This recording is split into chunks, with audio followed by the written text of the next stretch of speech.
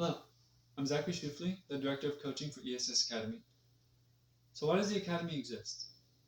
Well, in Tulare County, soccer needs an update.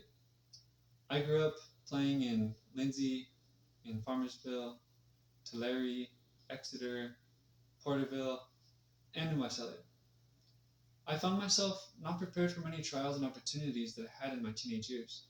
There's a whole world of soccer out there that demands more than, from my experience, what I was getting in my local development. 20 years have passed and it seems that not much has changed. I've been across the pond, so I played in other countries. That's what I mean by across the pond, just across a body of water.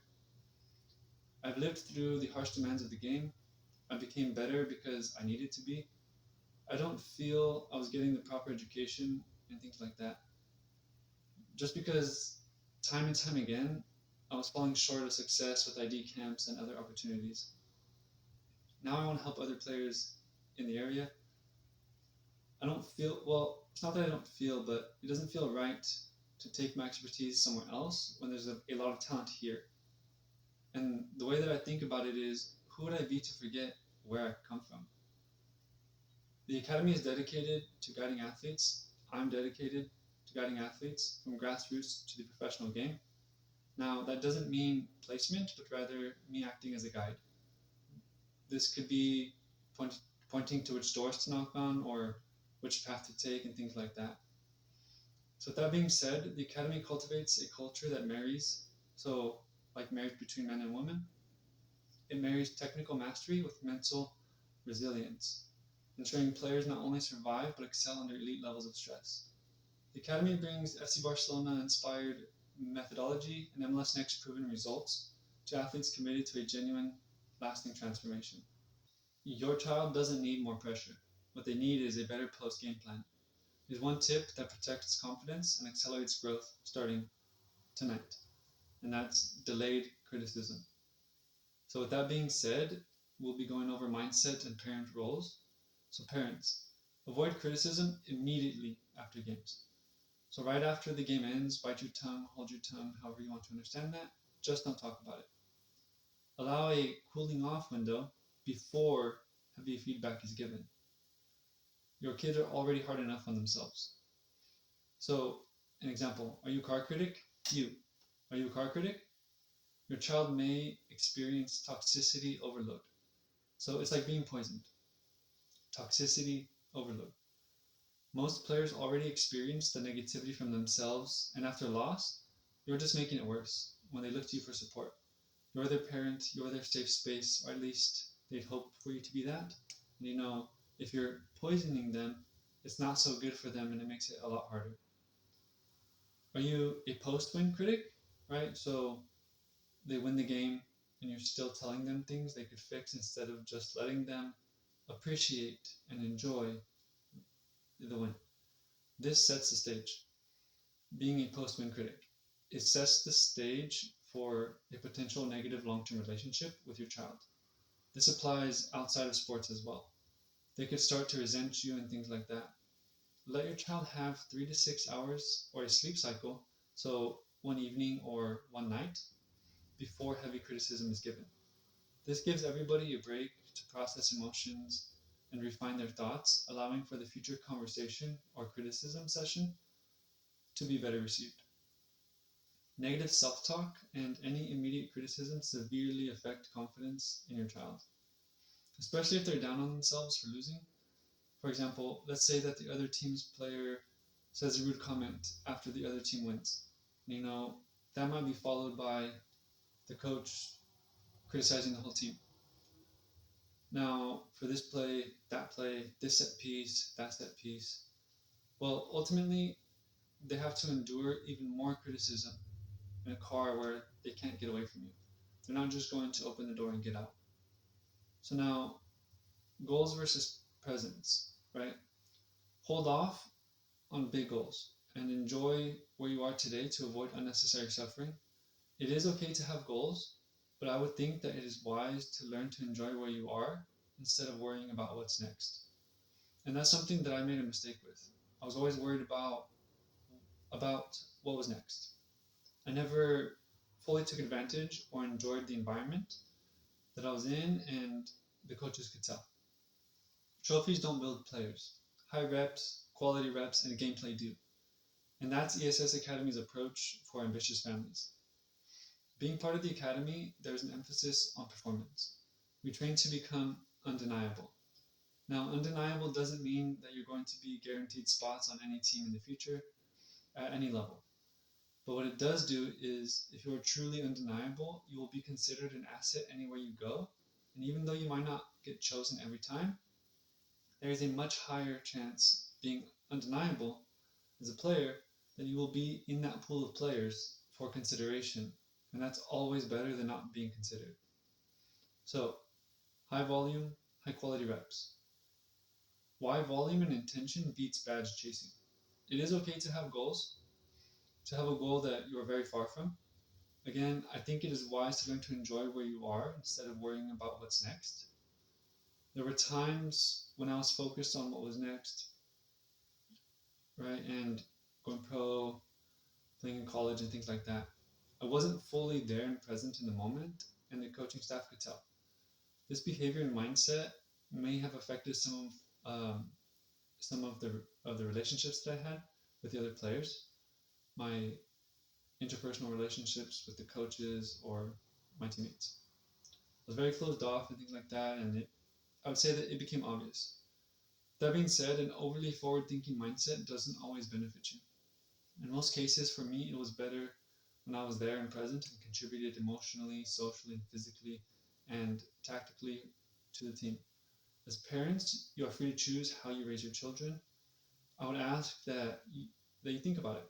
You might be paying thousands of dollars every year for travel soccer, and your kid might not be playing that much. So I'm not saying you have to, I'm not telling you how to raise your kids. No, I'm not. This isn't me teaching you how to be a parent, but rather it's me telling of how to navigate or better navigate the soccer scene or the soccer community. Even then, it's your decision at the end of the day. So sometimes families are new to the soccer communities and don't fully understand what's going on. That's completely normal. I would say that my experience was very much that. We were new, and like people who have been there before know everybody that's new. And it's not necessarily a bad thing. It's just you're new and you have to figure stuff out because people might not be willing to help you because they want that spot or they want the promotion and things like that. So it is similar to the idea of fool's gold. It looks like gold, but in reality it's not. And by that I mean to say the soccer cleats, the kits, the team, the trophies, all that stuff. They don't make the player. Those things don't make the player. The player makes the kit, the boots, and so on. If you think about it, the big companies, they sponsor professional athletes for that very reason because the skills they do, they want them to be done in this brand of cleats or that brand of a kit and things like that. So your time and resources should be spent on developing an athlete, especially if you're new, especially if they're young, before putting them in brand new kits and cleats if you have to choose. It is common for players and families to chase badges in top clubs instead of chasing individual development, and later down the road, it will show because they will be lacking. One thing I can say is that if you aren't putting numbers up every day, you're already behind. There are a few exceptions, but unless you're that God-gifted player or your child is that God-gifted player, you better be training with high volume so people think you are. By high volume, I'm talking 1,000 reps, 5,000 reps, 10,000 plus reps, daily, weekly, monthly, yearly, anything to get ahead, catch up, separate yourself. Okay? High volume. The coach lottery is real. Spot the red flags in your first conversation, keep your kids mentally secure, and win the long game. Here are 5 questions you can ask your child's new coach.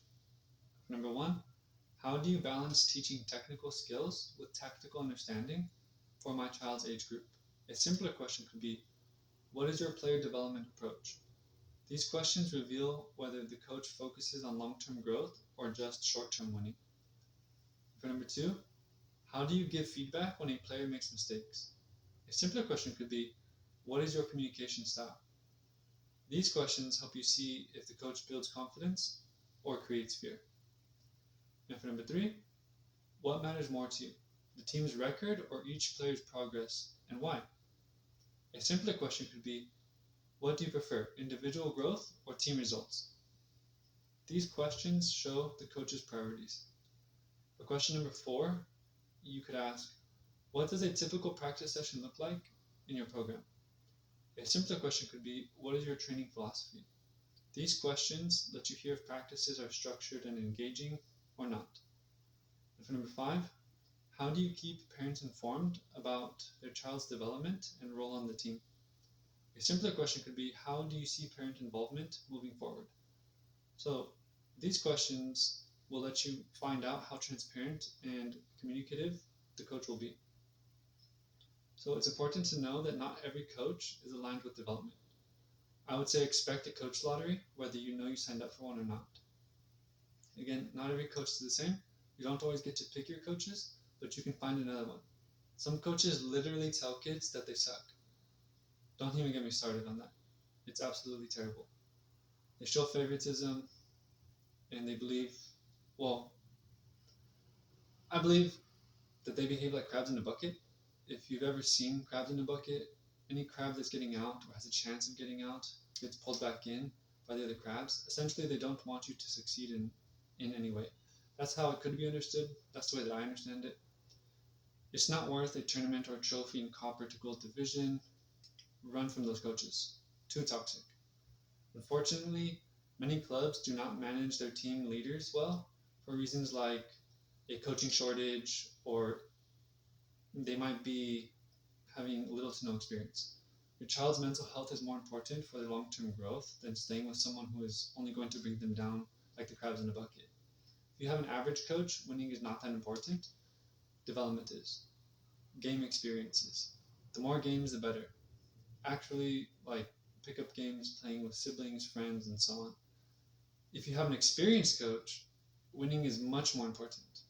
Having an experienced coach will make development easier in training and will make winning more important.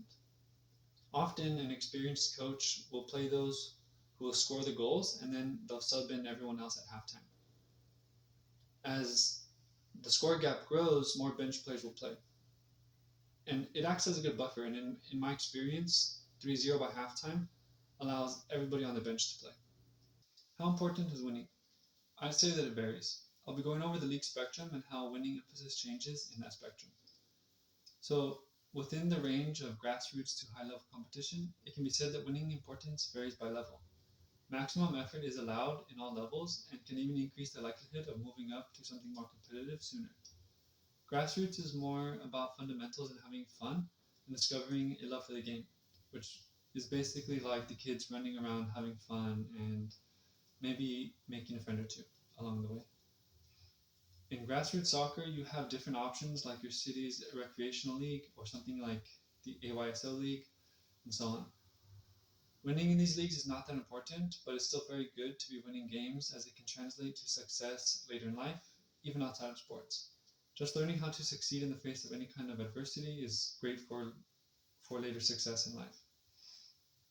At the more competitive levels, we have organizations like NorCal, which is short for Northern California, and local travel clubs that operate within an organization's variety of leagues and divisions offered. If you join a local travel club for fun, this is probably not for you. There is a chance that you'll stay on these teams and have a good experience, but here winning matters more than before, especially with season and travel costs. I mean, if you're not affected by the costs, then it's no big deal. But if you are, and I say that I think most people are, that's something to consider. Other things to consider could be, is your child playing? Are they performing? Are they even having fun? Those costs do add up, especially the more tournaments that you go to. At this level, you play to win, and although fun is always welcome, winning is a lot more important. For Tulare County, most if not all clubs play in the NorCal Premier League. In NorCal Premier, there are different difficulty levels, and you can find this information on their website. They support Copper, Bronze, Silver, Gold, Premier, and State Premier League divisions. So now we'll move on to the higher comp levels. We have NPL, ECNL, and the MLS Next. So if you're not contributing in these environments, you may get a go from the team. If you're not adding value, If you're not an asset, one, there's no way you're going to make these teams. It's more likely that you'll be on a team in NPL or ECNL, but when we're considering MLS Next, you need to be contributing. There's also ECNL RL, which is a regional league for the ECNL league, or like group name. It's not as high level most of the time as the full-fledged ECNL league. In the full-fledged league and in the MLS Next, if you're not an asset, again, there's no way you're going to make that team. These leagues prepare players for college, professional, and national play. If you aren't here to win, then what are you there for? That's like an unspoken question. If teams within your local organization promote after meeting the requirements, they might play in the NPL, ECNL, or MLS Next. So sometimes it is good to invest in your environment and just stick it through with your team. At these levels, there are also opportunities to get scouted for an MLS Next franchise team. MLS Next franchise teams are teams associated with an MLS franchise, so like teams that we see play in the MLS. These opportunities are very rare, almost non-existent, and should never be expected. Not all soccer in Tulare County is the same. Here's what to expect in the local environments. In Rec League, it's common for lower coaching education levels, mostly for fun and participation. You're more likely to experience the negative effects of favoritism. Just because I point out one negative doesn't mean that the whole thing is bad. Most of the time, it's great. It's likely enjoyable and fun and interactive. So at the club level, coaching education does vary, but in these environments, there are a lot of coaches with more coaching experience. And by club level, I mean the travel clubs found in Tulare County. There's still a lot of favoritism found here in these environments, and at times it can be relationship based. An example could be someone's parent knows the coach, and so they're automatically on the team, even if they bring the other boys down and don't consistently perform and things like that.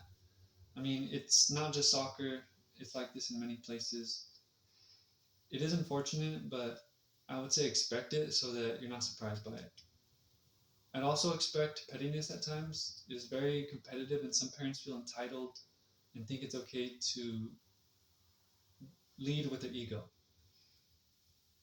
I'd say that it can also be very pleasant, but at times it can also feel like it's everybody for themselves, as in nobody can trust anybody and stuff like that. And maybe trust isn't the right word, but rather everybody's trying to get the same thing. And if your child is showing signs of progress, of growth, of this or that, they might give you a snide comment, or they might, I mean, in some cases, they might even scream at your kid on the field.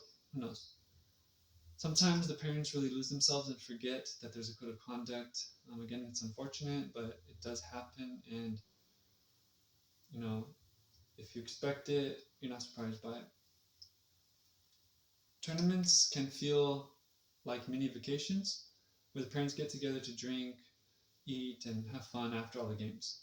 Often the coaches are left to manage their teams, and with little to no management experience or help to manage, you might get a toxic coach, and sometimes there's nothing that will be done about it.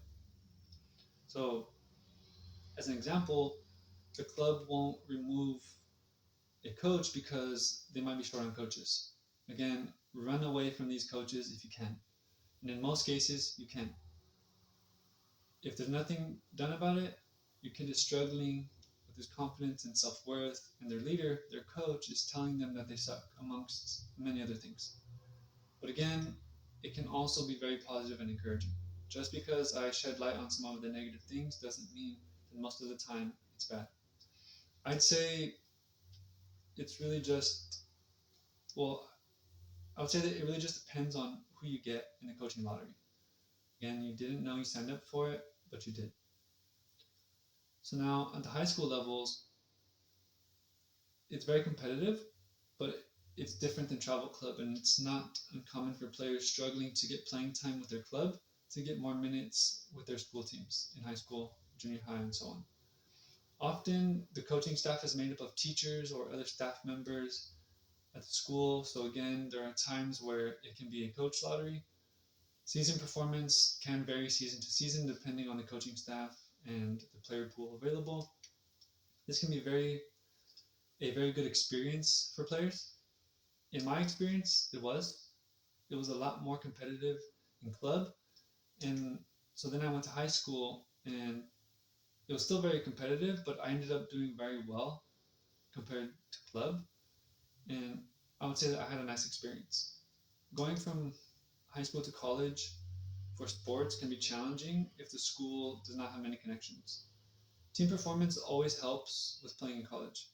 There are also other routes. For example, if you go to a community college, you don't have to go straight to a university, especially if soccer is a big part of your life. There are no professional teams in the Central Valley, so it is extremely difficult for Tulare County players to reach the pinnacle of soccer.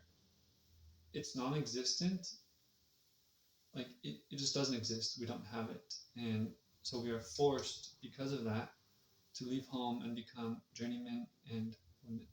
If you made it this far, I hope that you found value in this video and that what I'm about to say will prove useful to you. Every single one of you watching this right now has an emerald inside of you, and it's the Academy's mission and purpose to help its students bring that into the light. With limited spots, the Academy can't serve everyone. However, if you want a clear path from someone who's lived your child's journey, ESS Academy plugs directly into your week. There's no guesswork. We develop technical skill, physical capacity, mental resilience, smart nutrition, and injury prevention together. That's the important part. Together. With up to 6 training days a week, ESS Academy tracks progress with a simple 1 to 5 scorecard so families can see exactly how close they are to certification. The Academy is for students aged 7 and up and built for mastery. Your genuine, lasting transformation starts. Or as a player, would you say that you know the way?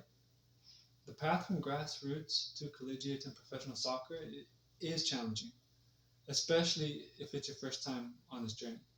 It's much easier to find new teams to be part of at the recreational level. Sometimes elementary or junior high schools will offer some sort of soccer program. It's not always guaranteed, but in my experience, most schools do offer that in Tulare County. From here, a good way to go is high school soccer and or club soccer. I'm personally a fan of doing both at the same time, club soccer and high school soccer, but not every club organization allows you to play in high school. I'd say that's very understandable in the higher levels, right? Like if you're in an MLS Next club, maybe ECNL, but if you're in Gold, Premier, it might not be the best option for you, especially if you aren't always starting. If you're not scoring all the goals, getting all the assists, and things like that, or if your team isn't winning every single tournament that they go to. In my experience, it's better to get minutes of playing time rather than chase that badge just to be part of the team or club.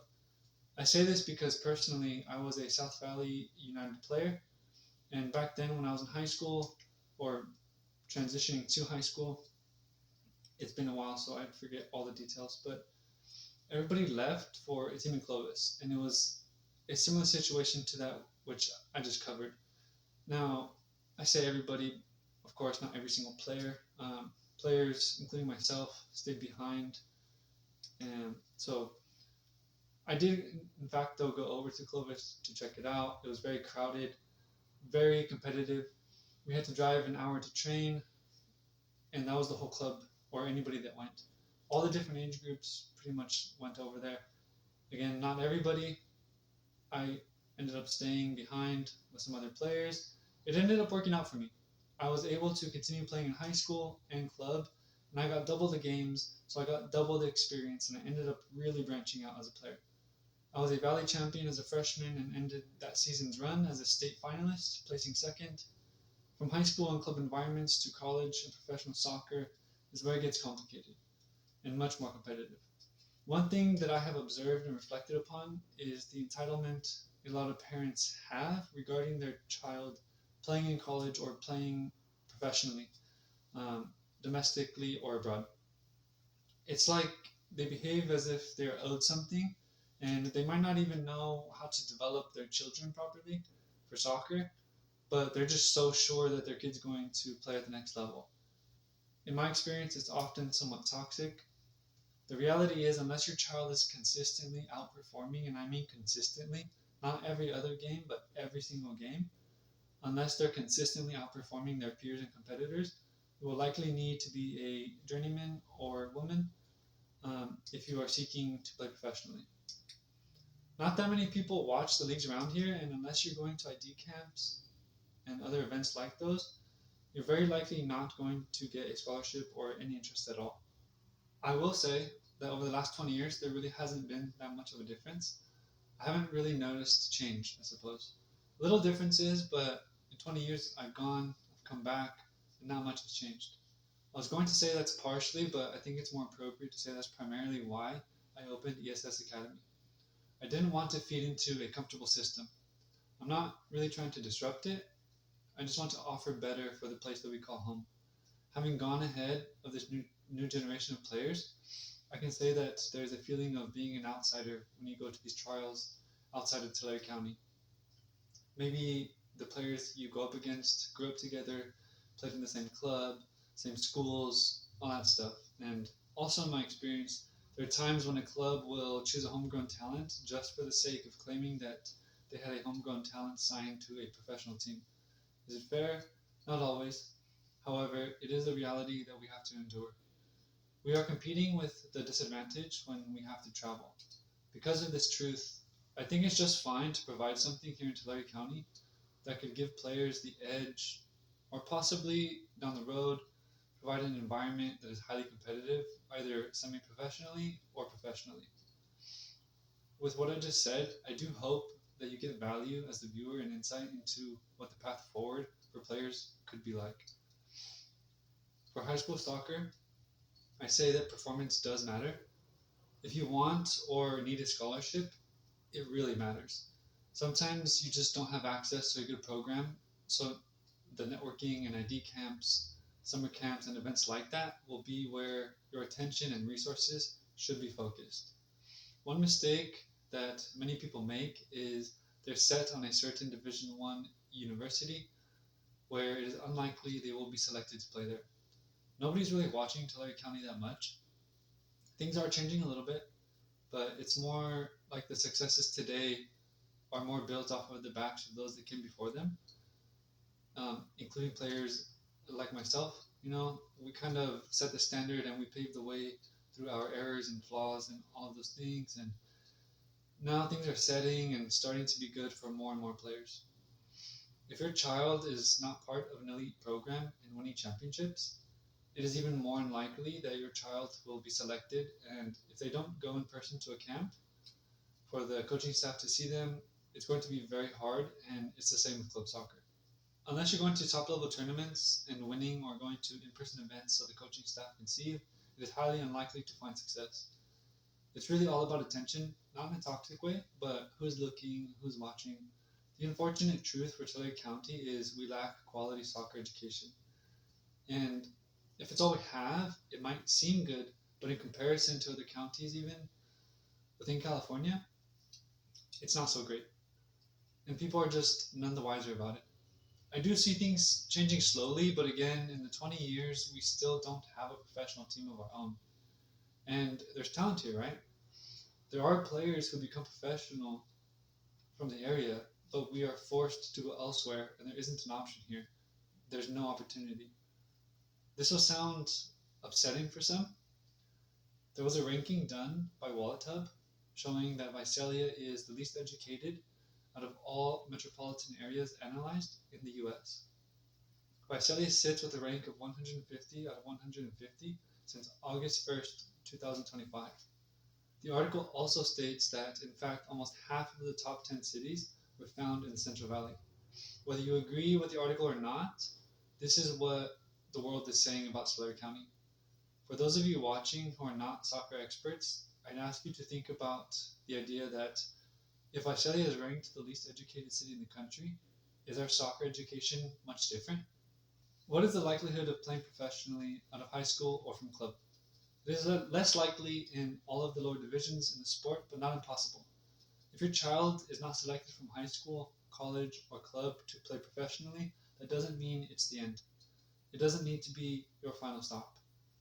There are semi-professional pathways to consider, however, it is not common to get scouted into a professional team without a solid network of people. I was actually very bad at networking because I used to just play and wouldn't need to talk much. I was always younger, like my time as a freshman on varsity. I was always like the little brother, so I didn't have to talk or have a need to network. When I started getting older, this heavily affected my ability to find teams to play for. The older I got, the less the emails worked. It got more competitive, and I suppose I needed to talk more. When I was younger, coaches would be excited because I'd just come off of a championship. I'd be going to their ID camps, and as I got older, it's as though I aged out of interest. In the US, there is no promotion or relegation yet, so it's not common for scouts to go and watch the lower divisions play in an effort to find players.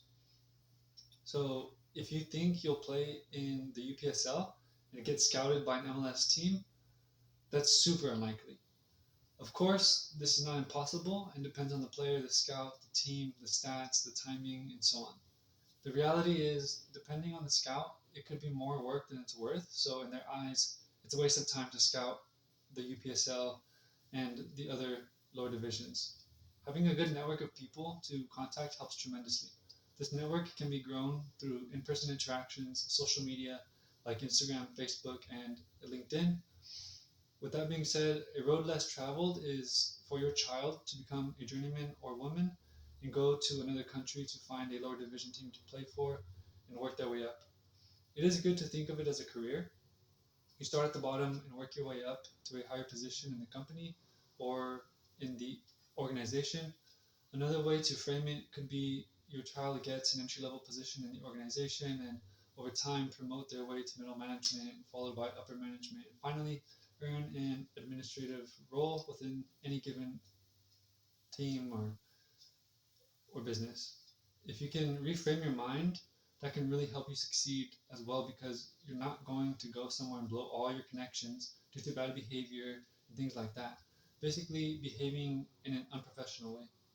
This is not a promise, but if your child is actually outperforming their peers and competitors, their chances of getting scouted to a higher division pro club in another country increase maybe every 6 months.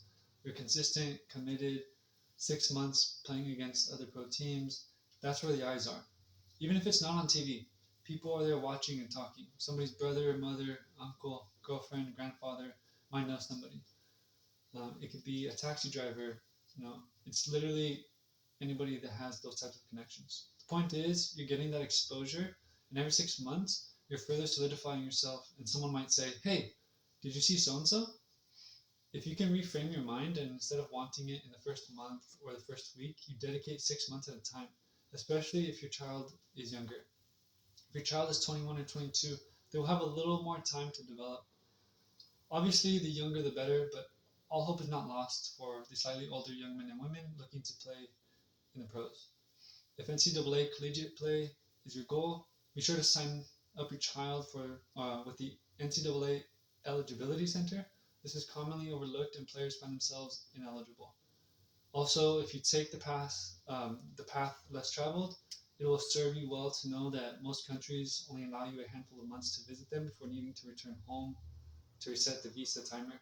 In my experience, 3 months is allowed, but varies country to country, so you'll need to look up the laws for the country of interest on your own before traveling. It is very valuable in the pursuit of signing your first professional contract to have a passport or a legal document allowing you to live in that country permanently. Professional clubs are businesses. Some are small and some are big. To further clarify, some clubs are smaller, like the local corner store owned by a family of three, whereas the larger clubs are more like Nike, Adidas, Apple, and so on. Some have a lot of money and some don't. I think it's important to note that even here in the United States, but I'm going to be talking about clubs in other countries, the small clubs might not have the financial backing to support a foreign player. An example, if you have the 3 months to visit, train, and get used to the environment, the club might not pay for you to have a work visa, and so you can't stay there. You must come back home. And what happens sometimes is players come back home and they get comfortable again and they don't go back. They find out they didn't really want it and that's their decision. And ultimately, it is okay. It is important to frame the mind in a way that the individual understands that here in the US or abroad, the smaller clubs aren't going to be where you should be comfortable. You should be uncomfortable because that's where growth occurs, because that's where growth happens. You can use that as fuel for your career. Again, building your way up. Start at an entry level position, move up to middle management, and so on. It's important to know that it is very unlikely to get into a large club early. Most of us, because again, there is no professional culture here in Tulare County, will have to go somewhere else, and you're new there and they don't know you, they didn't grow up with you or watch you play since you were a child. It's really unfortunate for us, but we can still do things with what we have. If we can stay focused and stick to it, things can happen. What does your support system look like? If you're underperforming as a support system, expect little to no change in your athlete. If you're lacking in finances, know how, motivation, or whatever it may be, you can always make up for that by being better at what you can do. And even better than that, if you can be world class in that area. World class doesn't mean best in the world, it means it is good and effective throughout the world. So if your child isn't drinking enough water before training or a game, it will show. If they aren't eating enough, it will show. Think of a car on a road trip. Let's say you drive to the beach, but it uses all the gas in your car. Similar to the body, if you try to drive back home without refueling, you could be stuck on the side of the road, stranded, right? On the side of the highway. Similar to the body, if you deplete its essential resources, injuries can occur. So performance levels drop because of fatigue, and fatigue, for those of you that don't know, is like being tired. It can be muscle fatigue. It's not just I ran and I'm tired. You can still be able to run, but your legs might be sore. If you try to play or train too soon without allowing time for recovery, that's when you start to break down. Another example is if you get tired and then go drink some water. Afterwards, you might feel better, but more is required to prepare for activity. And so, what I mean by that is, for those of you that don't know, we want to prepare for a game day on Saturday, right? 2 days before. So, we drink more water and we eat more food. Thursday, Friday, we do the same thing on Saturday. But the real preparation happens Thursday and Friday. And so, for recovery, instead of it being before, it's after. It's post game. So 2 days after. 2 days before to prepare, 2 days after to recover.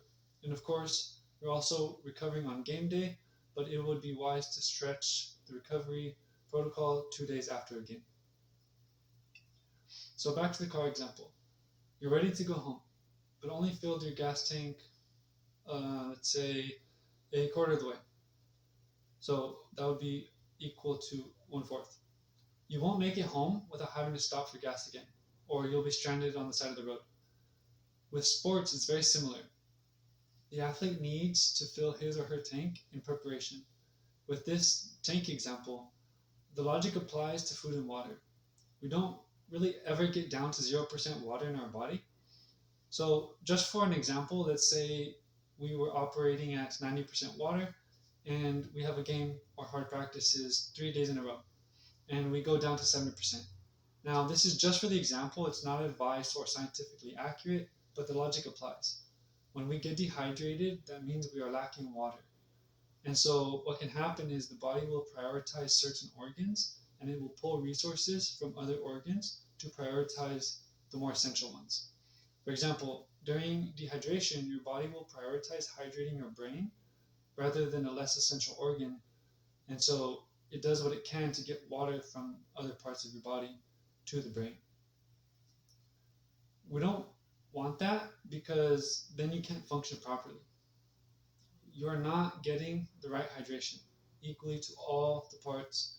And so on game day, your water levels get depleted and then your body starts to prioritize where the water goes instead of being comfortable.